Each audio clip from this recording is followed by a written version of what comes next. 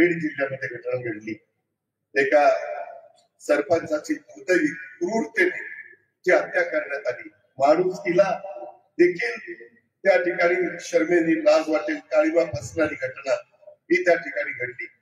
इथलं सगळं समजून घेण्याच्या करता, त्यांच्या विधवा पत्नीला भेटण्याच्या करता, त्यांच्या मुला मुलीला भेटण्याच्या करता, त्यांचे आई वडील भाऊ भाऊसाई बहीण त्यांना सगळ्यांना भेटण्याच्या करता मी काल तिथे गेलेलो होतो।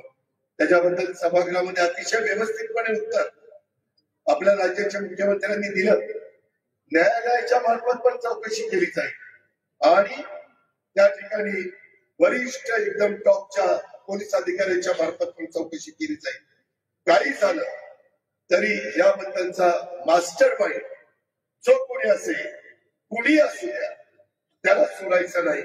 भले त्याची किती मोठी किंमत मोजावी लागली तरी चालेल, अशा पद्धतीनं सभागृहाला आश्वासित केलं।